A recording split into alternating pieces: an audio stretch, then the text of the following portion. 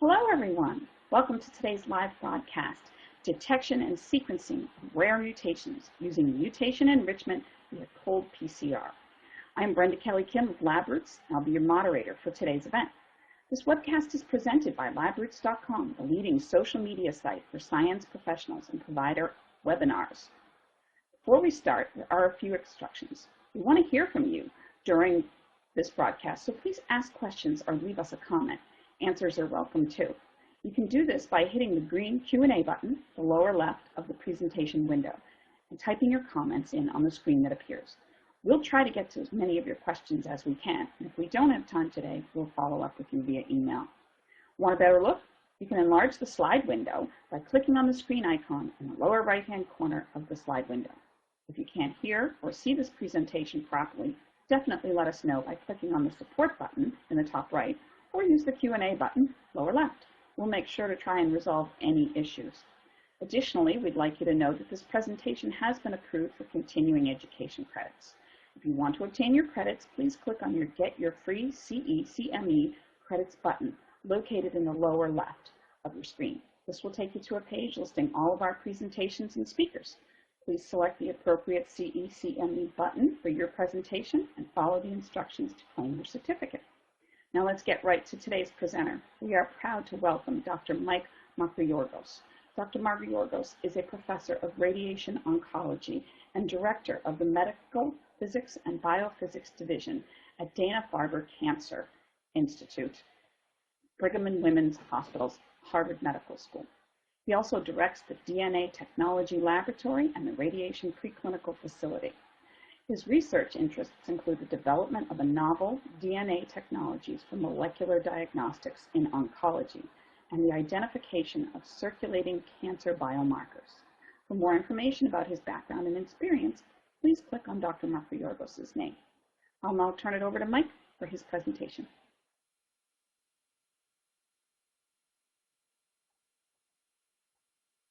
Thank you, Brenda, for the introduction. Brenda, thank you for the introduction. And good evening, everybody. Today we're going to talk about how we can detect rare mutations, that is, mutations that are at a low level compared to wild type, using mutation enrichment via COLD-PCR methodology. So there are many cases where we have a low number of minor alleles, minor DNA alleles in an excess of wild-type alleles, other than cancer. One example is prenatal diagnosis, where we're interested to find genotypes coming specifically from the fetus, diluted in mother's blood. Another situation is in infectious diseases. We want to see early detection of resistant strains, new genotypes emerging in a population of drug-responsive strains. And of course, in the field of cancer, where we are focused. Our main direction has been to find ways to enrich the rare mutations that are found in cancer samples in many different situations, like when you have, as you can see here on the top left, pancreatic infiltrating adenocarcinoma. There is no way that a biopsy will not also pick up some wild type cells in addition to the cells of interest, the mutated cancer cells. Or in many other cases, lung cancers are known to be fairly heterogeneous, or samples obtained from surgical margins or following radiochemotherapy, or DNA collected from bodily fluids, from plasma-circulating-DNA, for example.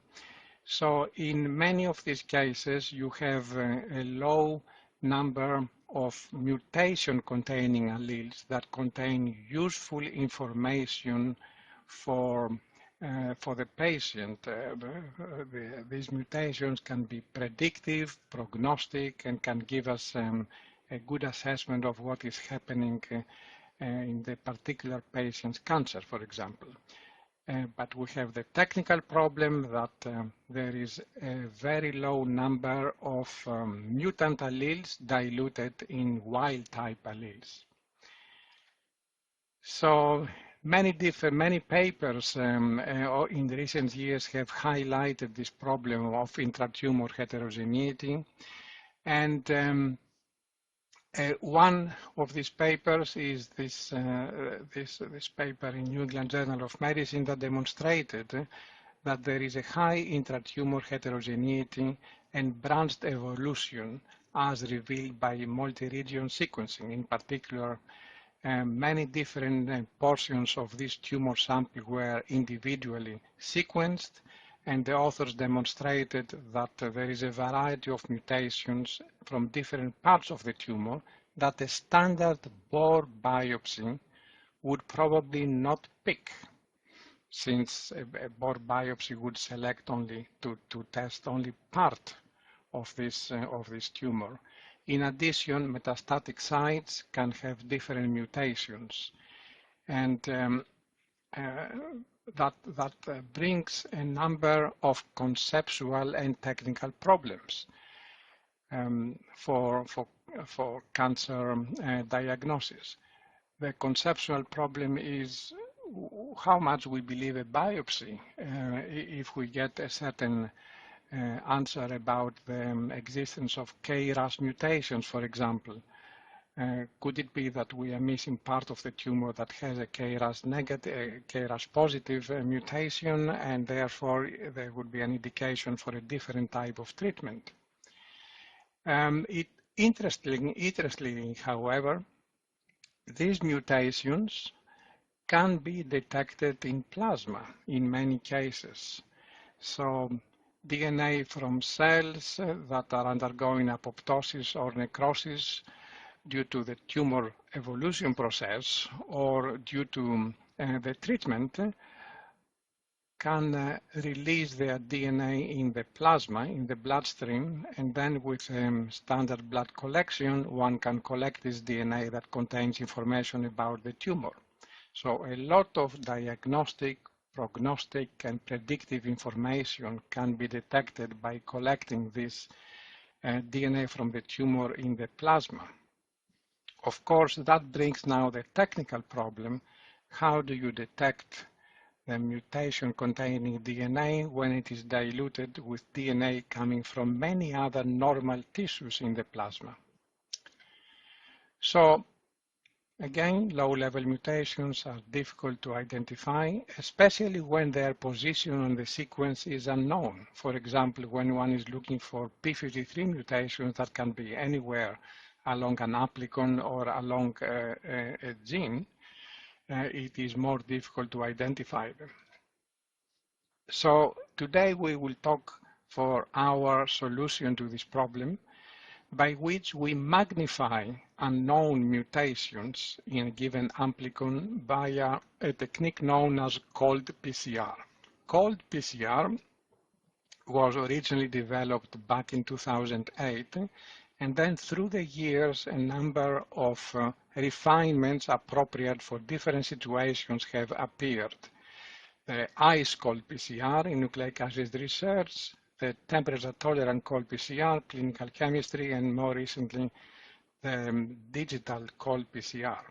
So in the next 40 minutes, we will go through each one of these embodiments of cold-PCR and explain what is their use and how one can gain information by applying them.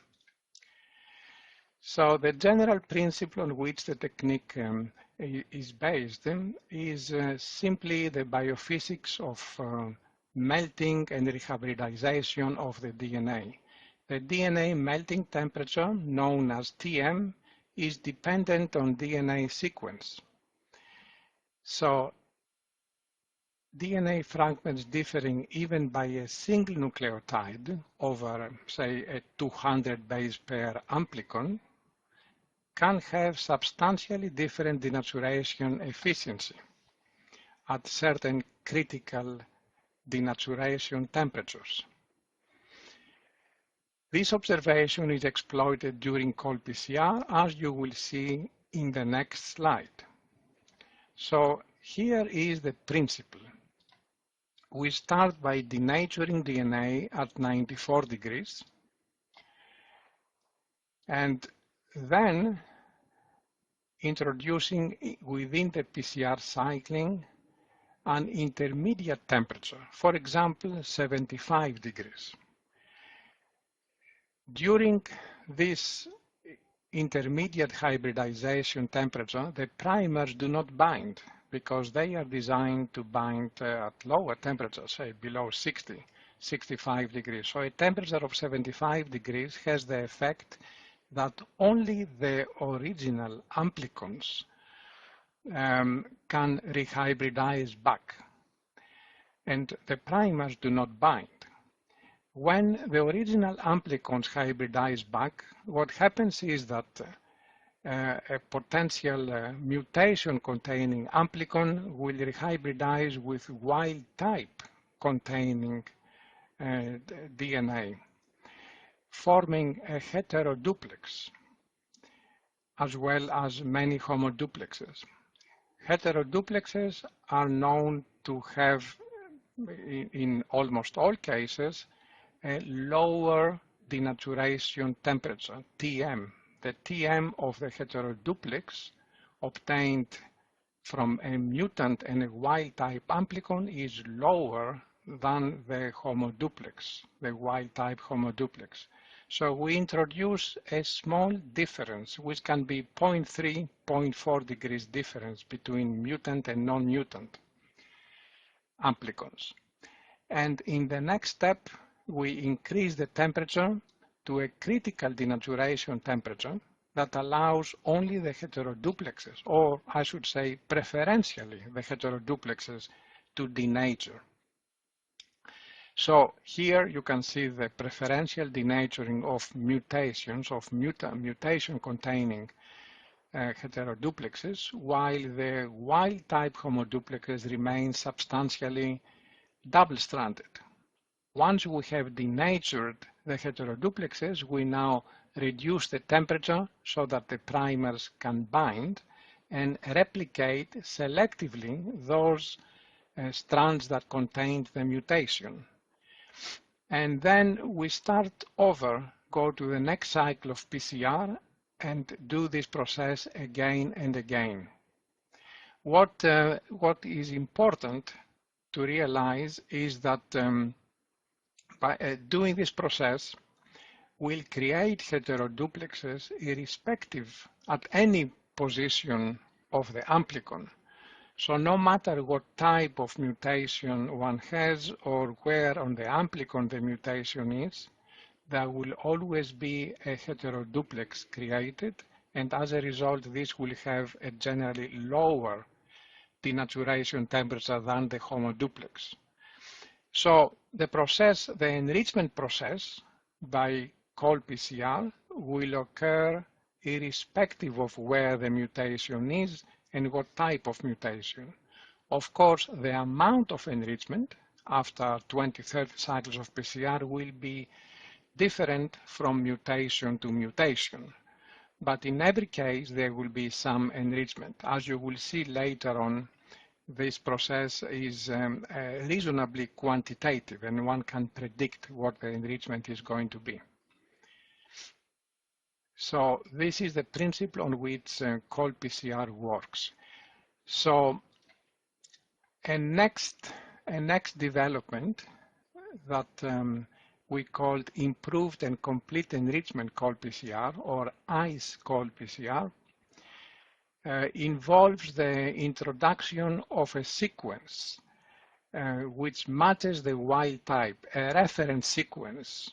Here is a reference sequence. We add an excess of reference sequences that have the wild type sequence in the reaction.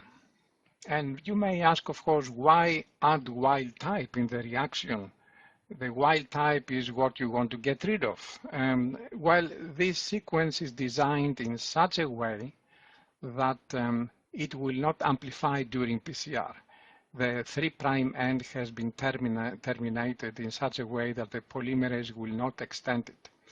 So the only thing that this reference sequence is going to do during PCR is to help the formation of heteroduplexes in the early stages of PCR, that mutant strands and wild-type strands are low number of copies, and it is more difficult to form the heteroduplex. So in the first 10 cycles of PCR, when you are starting from low numbers of DNA or from genomic DNA, this heteroduplexing, which is required during PCR, is more difficult to form. There is the kinetics of the reaction don't work out.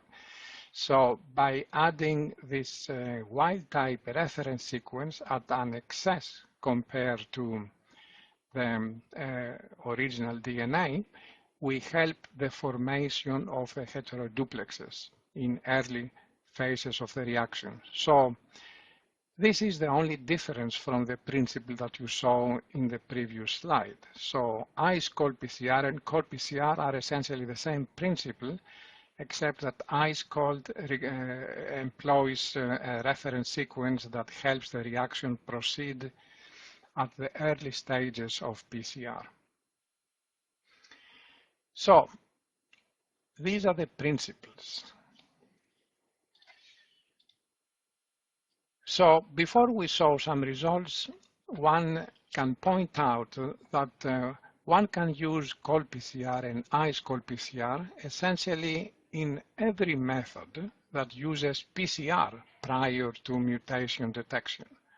So PCR is used prior to many different methods. One could say almost every method prior to mutation detection. PCR followed by Sanger sequencing has been the classical historical way to identify mutations.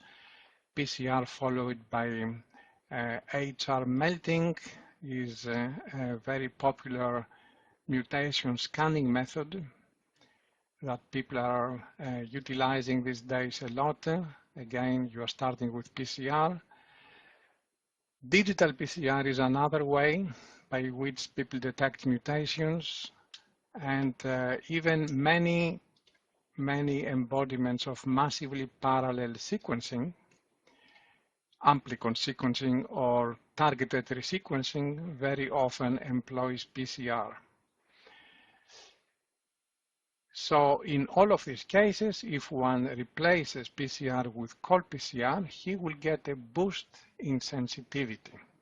And the remainder of this talk, you will see a combination of COLD-PCR with some of the methods that we discussed, HR melting, Sanger sequencing, ddPCR, and massively parallel sequencing. So here is an example of applying COLD-PCR in the place of PCR when it is followed by Sanger sequencing, and these are some of our original results. You can see here that if you employ regular PCR followed by Sanger sequence, you can only see a very small amount of mutation, which one wonders if it is simply noise. But if one applies COLD-PCR, the mutation becomes very obvious. The sample is essentially heterozygous here after enrichment via COLD-PCR. And of course, in the early stages of the technology, until we make sure that the results are robust, we used to verify with an independent method all of these mutations that we saw in clinical samples. In the second row, you can see a mutation detected in plasma-circulating DNA from one of our radiation therapy patients. And in the bottom slide, you can see mutations that are detected in FFPE tissue. So in other words, one can apply COLD-PCR in any case that PCR used to be employed, whether it is for SNAP frozen samples like the top one, or plasma circulating DNA like the second one, or FFPE samples, formalin fixed samples. And of course, one wonders what happens if after the first cold PCR, one redilutes the sample and does a second cold PCR. Well, as you can expect, the overall enrichment increases even more by a second round of cold PCR.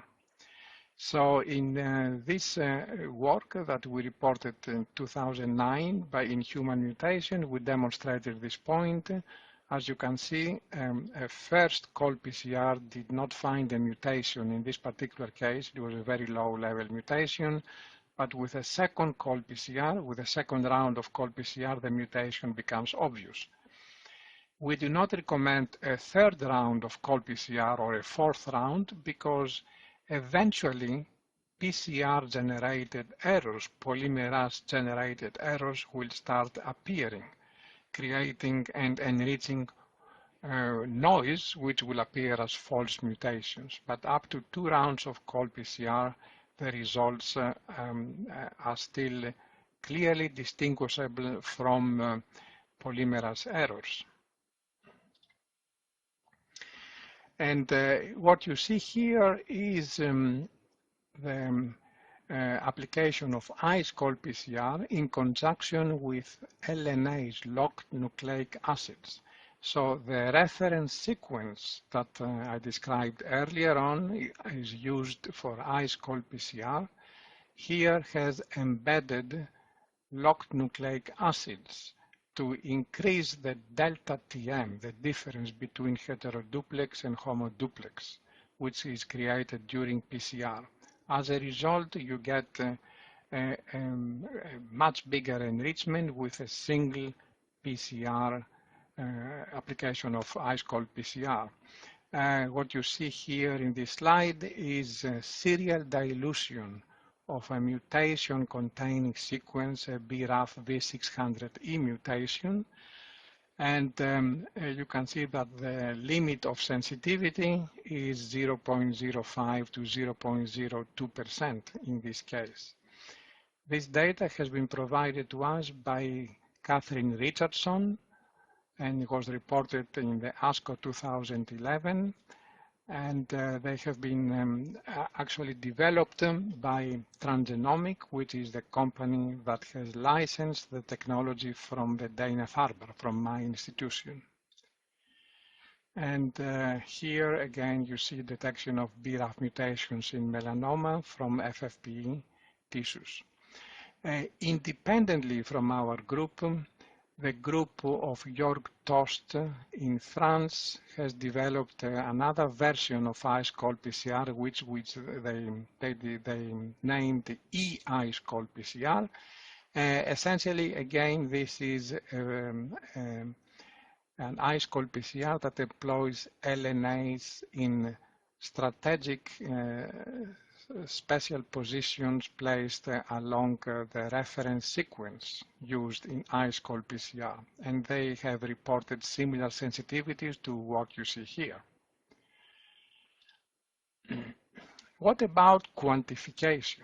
In other words, after you enrich the original mutation via ICE-COLD-PCR or cold-PCR, you can easily see it in sequencing or by HRM or any other, but can you relate back to the original mutation abundance?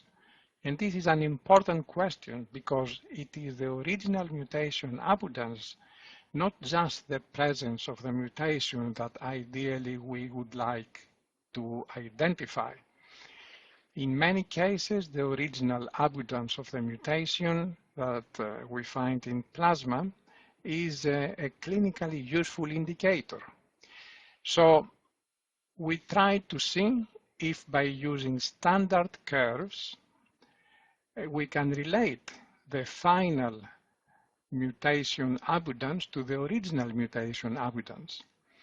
And as you can see here, the task can be accomplished to within a certain extent. So it is not strictly quantitative, but at least semi-quantitative. What you see here is many different mutations diluted serially, and by using ICE-COLD-PCR, we draw a straight line,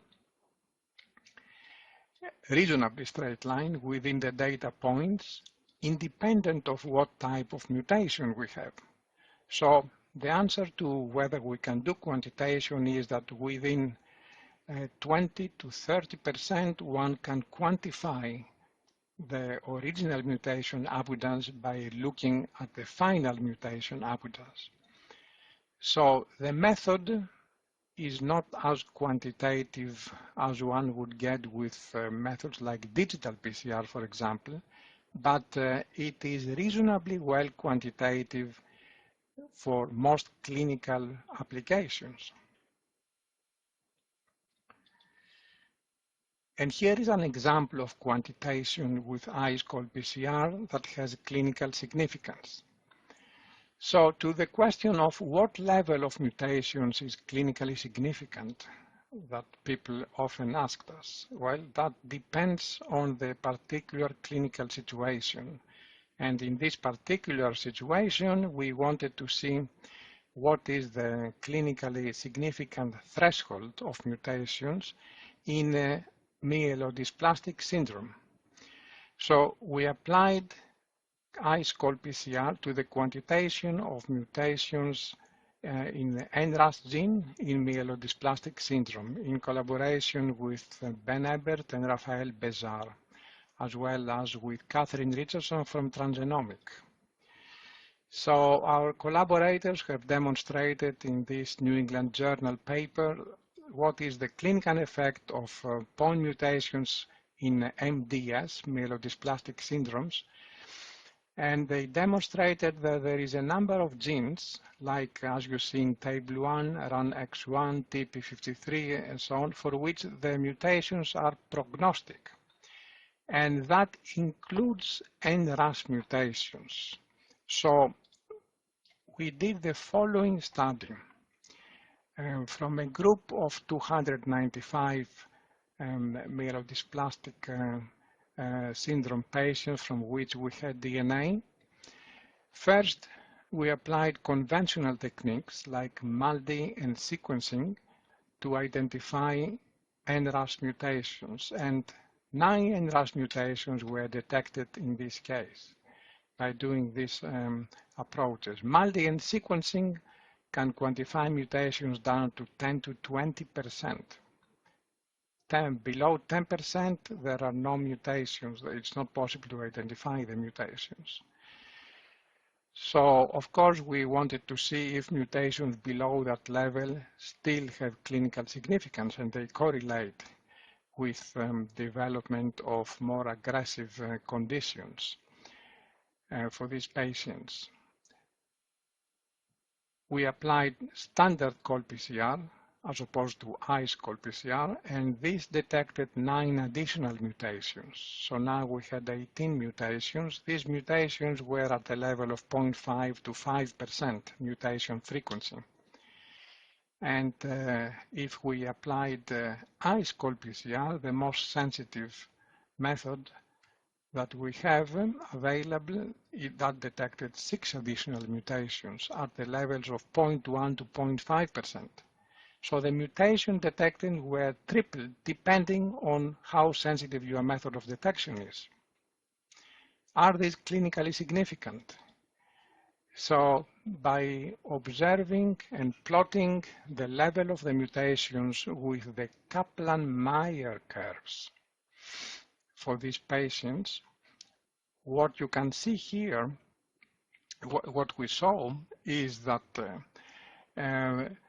for certain mutation levels, there is some prognostic significance. So if there is no mutation, as you can see here in this curve, or if the mutation is very low, the lowest that we detected, 0.1 to 0.2%, there is no difference in the Kaplan-Meier curves.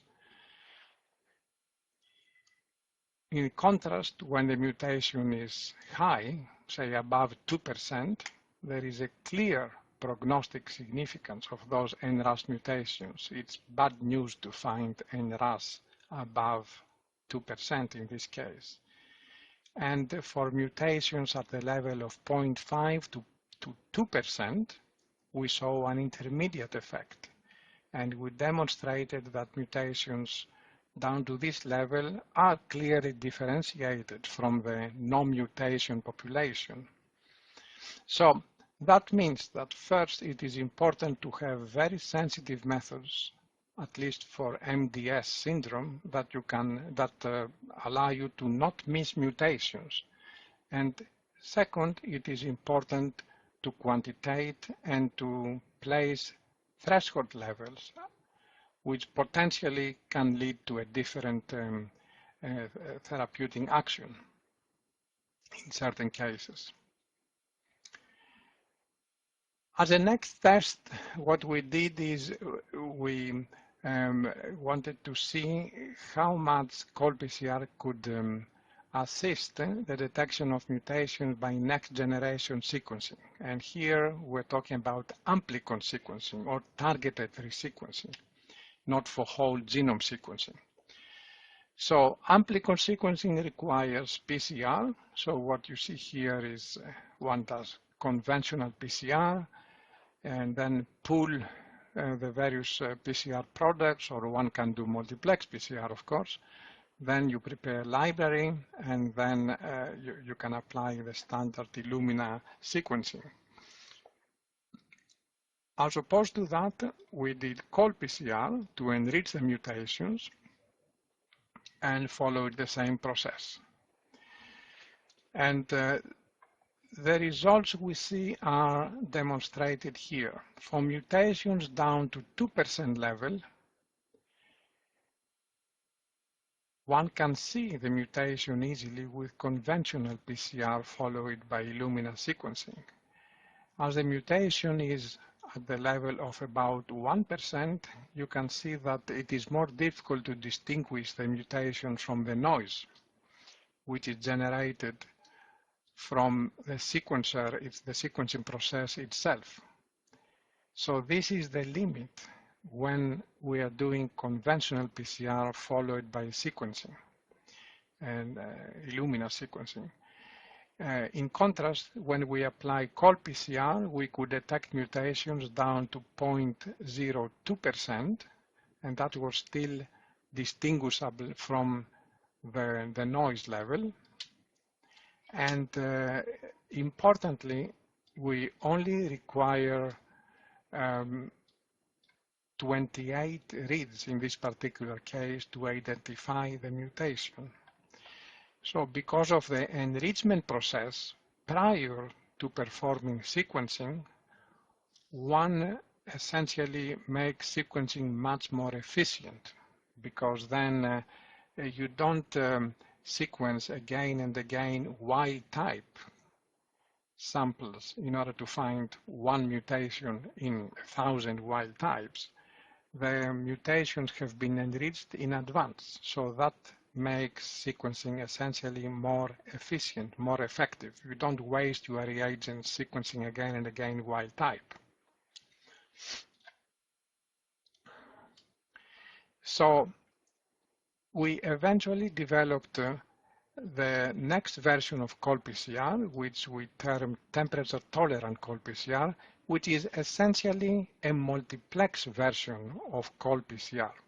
So for this version, as long as your amplicons are within about 1 to 2 degrees difference interval in their TMs, if their melting temperatures are within 1 to 2 degrees of each other, we demonstrated that they can be all co-amplified via cold-PCR, and that you can enrich mutations on all these amplicons at the same time. And the reason we did that is because targeted resequencing starts with a multiplex PCR step. So we were interested to perform cold-PCR in multiplex fashion exactly for this reason. So what you see here, a 50 amplicon panel. On the top row, we have conventional PCR. On the bottom row, we have the TT fast cold-PCR as we dubbed it, and you can see that mutations are enriched compared to doing conventional PCR followed by sequencing, simultaneously for many different genes, like P53, GFR, P53 exon 6, and so on. So mutations were simultaneously enriched on all of these genes and all of these positions to a different extent, of course, because as we said in the beginning, the enrichment process depends to a certain extent from what mutation and where the mutation is in the sequence. But in all cases, we got enrichment. And here is the application of the same temperature-tolerant approach with the commercial AmpliSec 192 amplicon panel, which addressed 700 cancer mutations. And you see the same type of graphs here. On the top we have conventional PCR, on the bottom we have cold PCR, and you can see that the mutations are enriched simultaneously. And the details of this work have been reported in Clinical Chemistry 2015, recently. And when we did serial dilution experiment, combined with ion torrent sequencing, we demonstrated the mutations down to 0.025% or 0.01% were still distinguishable from the noise by doing this multiplex TT cold PCR prior to sequencing. And of course, plasma circulating DNA contains all the genes. It is the entire genome. So we wanted to see if it is possible to apply the method with plasma circulating DNA. And this is work in progress, essentially, but what we did is we spiked mutations into plasma from a normal patient at the levels that one would expect the mutation to be on a genome-by-genome basis. And we demonstrated that the spiked mutations can indeed be enriched if one applies this TT cold PCR over the entire genome by doing TT ligation-mediated PCR. The work is in progress. So now we move to an additional application of cold PCR in order to preferentially enrich hypo-methylated sequences using cold PCR. That's another application, not for mutation, but for hypo-methylation. Why are we interested in this? Hypo-methylation of genomic regions is something which is ubiquitous in cancer. So we not only see hypermethylation of promoters, there is also hypomethylation of several other regions in DNA, in cancer DNA, like repeat sequences as well as other regulatory elements and functional elements. Hypomethylation is detectable in plasma circulating DNA and can serve as a biomarker, as the work by Dennis Locke group has demonstrated recently. So we observed that bisulfate-converted DNA, which is used during methylation detection, what it does is generate C to T transversions in DNA. So a C to T transversion in hypomethylated DNA essentially lowers the TM of those sequences from C to T. If a GC converts to TA, that lowers the TM of that region of the DNA. So we reasoned that methylation-specific cold PCR can again be employed to enrich hypomethylated sequences on the basis of this TM difference that is generated. So Here the principle is demonstrated again. On the left you see methylated sequences.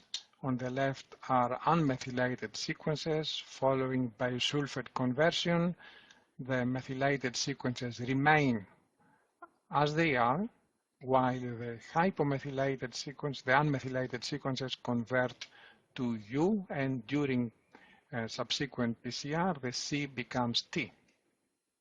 So, in other words, it lowers the TM of the sequence more than it lowers the TM during methylation, methylated sequences. So, methylation-sensitive cold PCR essentially takes advantage of this process, that the TM is reduced, and when the TM is reduced of a sequence, we have ways during cold PCR, as I described earlier, to enrich the hypo-methylated lower TM sequences. And here is an example. What you see at the top is the sequencing of a mix of 0.05%, very low amount of unmethylated DNA diluted into methylated DNA, and then performing bisulfate sequencing. Of course, because it's only 0.05%, you don't expect to be able to see the unmethylation there. However, by performing cold PCR, we can produce a very high enrichment of the unmethylated portion. The original 0.05% essentially becomes almost 100%. The methylated DNA does not amplify at all in this case because the TM shift is very big between methylated and unmethylated. As a result, we can identify traces of unmethylated DNA diluted within methylated DNA. So that's another application of cold PCR. One can potentially exploit this for many sequences at the same time. Here is what you saw is demonstration for a single sequence, the principle, and that was published last year. Now we move to improvement of another methodology which is very common, very popular, high-resolution melting, which is used for known as well as unknown mutation scanning. This was one of our first applications of cold PCR that we tried. So mutation scanning does not identify the mutation, but it is telling you that an amplicon does have a mutation somewhere. So it is giving you less information, but however it is a rapid and low-cost process. It allows to focus your resources for sequencing only on the altered sequences, for sequences that you already know there is a mutation somewhere.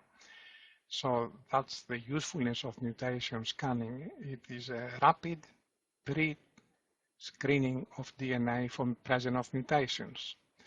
High-resolution melting is indeed the most commonly applied methodology.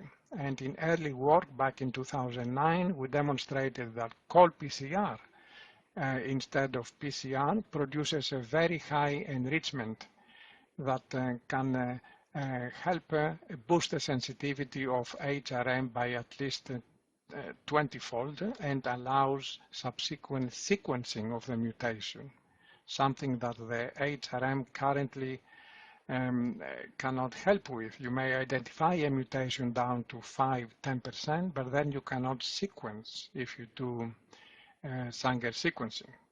But by using cold PCR, you essentially isolate the mutant and you can sequence it. So the two methodologies, cold PCR and HRM, combine very well together. And in some very recent work, we actually demonstrated that DMSO during the HRM, the HRM process will help HRM by itself, independent of cold PCR, and will boost the sensitivity by a factor of 3 to 5-fold. And here is an example. On the left, you see no DMSO. On the right, you see 7% DMSO during the HRM process. You will notice that the mutations are becoming bigger in the presence of DMSO. So this is independent of COLD-PCR. But of course, we wanted to combine 7% DMSO plus COLD-PCR. And what you see here on the bottom is a combination of COLD-PCR with HRM in the presence of DMSO. One can get a combined effect by improvement of sensitivity via COLD-PCR plus DMSO at the end. In further work, which I won't go into details now, but this is because we have some time pressure here. As you can see, the method can be applied to many different genes, and for every gene, DMSO has a different effect, but in most cases, there is a 3 to 5-fold improvement in sensitivity. And finally, we concluded in this paper that will appear soon in Clinical Chemistry that if one combines COLD-PCR with DMSO without much change of the existing primers or any additional reagents, one can go down to mutation scanning of 0.2 to 0.3%. Now, I want to point out that this is without using ICE-COLD-PCR. ICE-COLD-PCR is still much more sensitive than that, but it requires you to have designed and constructed the reference sequence with LNAs. This development you see here is without any additional construction with the existing instruments, existing reagents. So that's what we highlight here, that COLD-PCR enables increase in HRM sensitivity and sequencing of low-level mutations with very little investment. And here are some applications by many different groups who applied COLD-PCR for their own applications: crop improvement, drug-resistant mutations, prenatal diagnosis, and so on. Circulating DNA very recently by Freydin group. Improvement of real-time PCR is another application.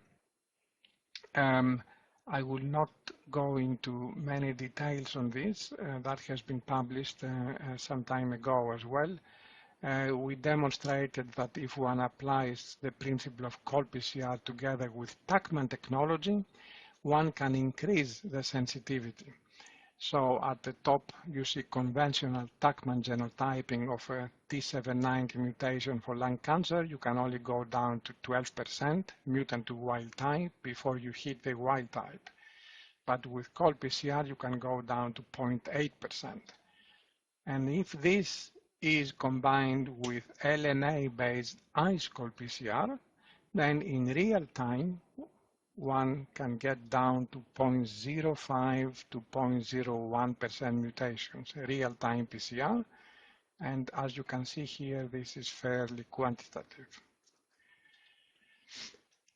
And finally, we'll talk about another recent application, the application of COLD-PCR in conjunction with droplet digital PCR. So digital PCR is a very sensitive technique and very quantitative that takes advantage of the compartmentalization of DNA molecules for detection of mutations.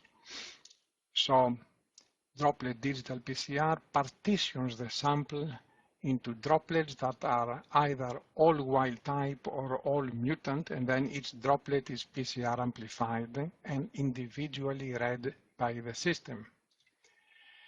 And there is a number of systems, including Bio-Rad, which is the system we currently use. Raindance as well is another system, as well as digital PCR systems that do not use droplets, like the Fluidigm system. So for droplet digital PCR, currently one uses a double signal. like one Tachman probe with the sequence of the wild type versus the same probe with the sequence of the mutant. So the system is designed to detect known mutations at known positions of the sequence. So we wanted to see how can we adapt droplet digital PCR for mutation scanning now, which means mutation can be anywhere along the sequence. So again, I repeat, the current digital PCR is adapted here, not for known mutations, but for unknown mutations over a region, for mutation scanning, and combined with COLD-PCR. So how do we do that? If one does conventional digital PCR, then what you do is that you partition every molecule in a different droplet, and then all of them are amplified, both the wild type and the mutant. But if one performs the cycling in cold PCR format, then only the droplets that contain mutant are amplifying, while the wild type either does not amplify or amplifies much less. So we have mutant-biased PCR, in this case, mutant-biased digital PCR. So the principle we took advantage of is the following. We have two probes, both of which have the sequence of the wild type. We do not design the probe to be corresponding to a mutant at any position. The two probes have the sequence of the wild type. One is labeled with green, FAM, for example, and the other is labeled with a different fluorophore. So the sequence scanned for mutations, as you will see, is the total footprint under the probes. If a probe is 20 base pairs, 25 base pairs each, then a sequence of 50 base pairs will be scanned for mutations. And how does this happen? We observe the ratio of the signals. This is the clue here. The ratio of the green to blue is indicative of what is under the probe. If one has a mutation, the signal will change, the signal ratio will change. And here, this is highlighted here. If one uses the two probes that match the wild type sequence, what will happen is that if you have wild type as the DNA that you are screening and not mutant, both probes will emit fluorescence to an equal extent. Both FAM and HEX will be appearing in you. But if one has a mutation, what will happen is that one of the Tachman probes will not bind well because of the mismatch, and therefore there will be an imbalance between the two signals. So here is a classical 2D graph like those that one gets with digital PCR. On the bottom axis you have HEX, on the y-axis you have FAM, and the ratio of FAM to HEX is what we will monitor in this application. So when one has wild-type DNA, both Tachman probes generate signal to an equal extent, in relative terms, equal extent, and as a result, one has a double signal, equal amount of FAM and HEX. But if one has 100% mutant, as you can see, the signal migrates in that Tachman probe that has wild type underneath, while the other Tachman probe, which covers the mutation, does not give a strong signal. So the ratio of the signals, the balance of the two signals changes if there is a mutation anywhere under the two probes. With 50% mutation, again, you can see a partial migration. With 25% mutation, you can still see the effect. And with 10% mutation, 5% mutation, you can still detect. So, and here we still have not applied COLD-PCR. This is just conventional PCR. So the principle works anyway, even if you do conventional PCR, conventional digital PCR. The limit is about 2.5% mutant, as you can see. And here we have plotted the ratio of green to blue when one applies conventional digital PCR by using the format I described with 2 Tachman probes corresponding to the wild type. As you can see, and as you expect, the wild type has equal amounts of green and blue, right? Because both probes operate fine. They bind to the wild type with good affinity, so the 2 probes are balanced. The 2 signals are balanced. When one has 100% mutant, one probe does not bind well, the other probe binds well and generates signals, and so on. The limit is about, I would say, 5% or 10%. There is good reproducibility in this ratio. Now look what happens to the wild type that you have here when you apply cold digital PCR. The same thing, but in cold PCR cycling. What happens is that the wild type essentially is suppressed. The signal from the wild type is suppressed, both for the green and the blue. As a result, you can now see imbalances in the signals, even if you go down to very low levels of the mutation. So cold PCR gets the process to become much more sensitive.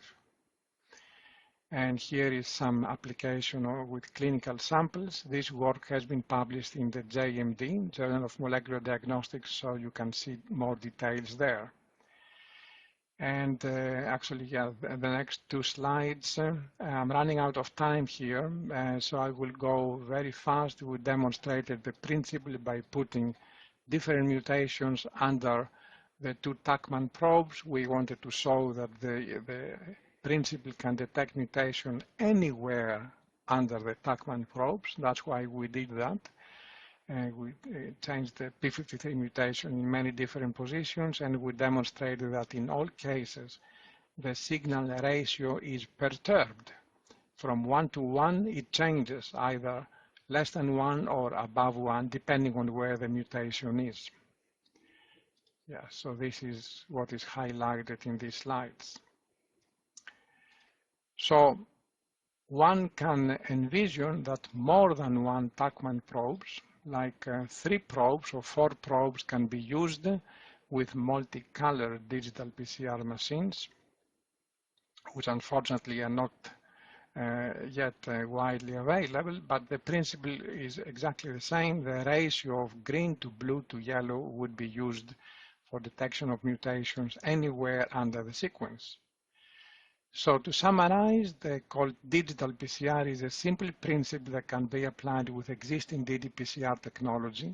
The aim in this particular application is not to improve the sensitivity, the limit, because digital PCR already is excellent. It can go down to 0.01%, but to enable digital mutation scanning for target amplicons, which is not currently available with existing digital PCR embodiments.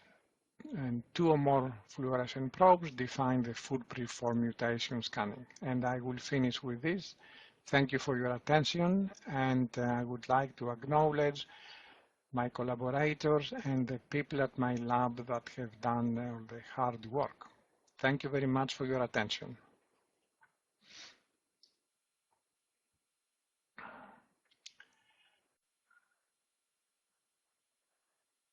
Thank you, Mike, for bringing that information to us. Excellent presentation. We're just going to remind the audience, questions can be submitted in the green Q&A button in the lower left of the presentation window. We'll get to as many as we can. We do actually have a couple in there right now. One of our audience members wants to know, why is the mutation that were detected, why is it triple?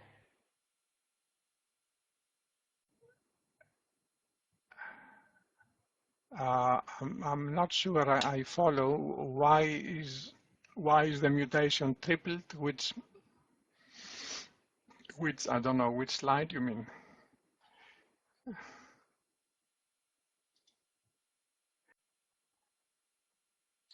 We can move on to the next question, and we'll be trying to follow up with that audience member. Our next question, could you say a couple of words about the primer design for the cold PCR? Is it the same as for the regular PCR? Okay, Brenda. Yes, okay, so I hope you can hear me now. So the primer design is pretty much the same, except that you have to make sure that the TM of the primer is not too high. So you cannot design a primer that has a TM of about 70 degrees and expect to do the cross-hybridization that one does during cold PCR, because then the primers will bind and extend even at 70 degrees. To make this more clear, in the second step of cold PCR, we do a cross-hybridization step where we assume that the primer does not bind. Otherwise, the principle does not work. So if your primer has a high TM, it will bind and it will spoil the enrichment. So other than that, the primers for cold PCR do not differ from the primers that one uses for PCR. So in many cases, you can adapt your existing primers to perform cold PCR by simply changing the protocol that you use on your PCR machine. Having said that, I would like to point out that your PCR machine has to be a high quality. So good reproducibility and very little variation of the temperature from well to well. Your temperature variation has to be less than about 0.3 degrees from well to well. Many PCR machines can go down to below 0.1%, but there are some PCR machines that have variations.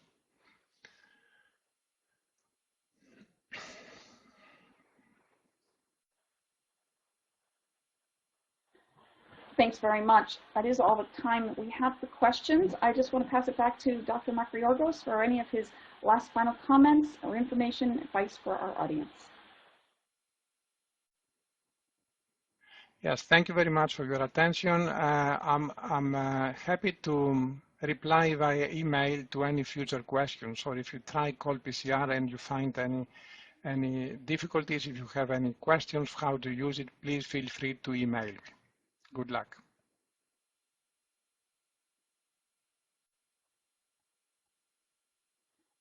Thank you again, Dr. Makrigiorgos, for that good information for our audience. I want to let our audience know that this webcast will be available for on-demand viewing through March of 2016.